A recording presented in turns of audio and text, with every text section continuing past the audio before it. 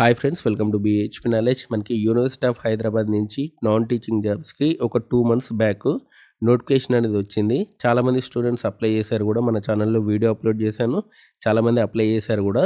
And దీనికి సంబంధించినటువంటి examination pattern అనేది ఎలా ఉంటుంది, అండ్ అడ్మిట్ కార్డ్ అనేది ఎప్పుడు వస్తుంది, మీకు ఎగ్జామ్ అనేది ఎప్పుడు కండక్ట్ చేయబోతున్నారు, దీనికి సంబంధించినటువంటి ఇంపార్టెంట్ ఇన్ఫర్మేషన్ అంతా కూడా మీకు ఈ వీడియోలో క్లియర్గా ఎక్స్ప్లెయిన్ చేశాను. వీడియో ఎండింగ్ వరకు చూడండి. అండ్ ఎవరైతే ఫస్ట్ టైం నా ఛానల్ చూస్తున్నారో తప్పకుండా సబ్స్క్రైబ్ చేయండి. అండ్ దీనికి సంబంధించినటువంటి ఎగ్జామినేషన్ ప్యాటర్న్ ఎలా ఉంటుందనేది ఫస్ట్ చెప్తాను చూడండి.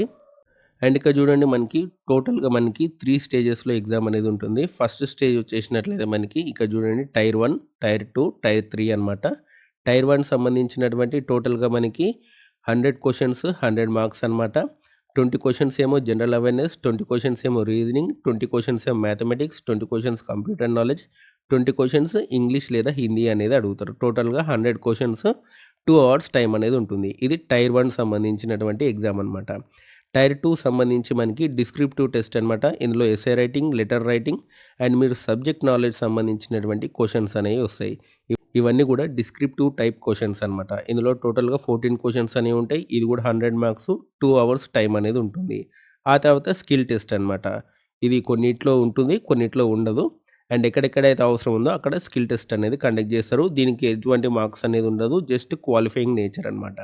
అండ్ మనకి ఎగ్జామినేషన్ సంబంధించినటువంటి ఎగ్జామ్ డేట్ అనేది ఎప్పుడు ఉంది అంటే 25th January అనమాట. ఈ నెల 25th January మీకు ఎగ్జామ్ అనేది కండక్ట్ చేయబోతున్నారు.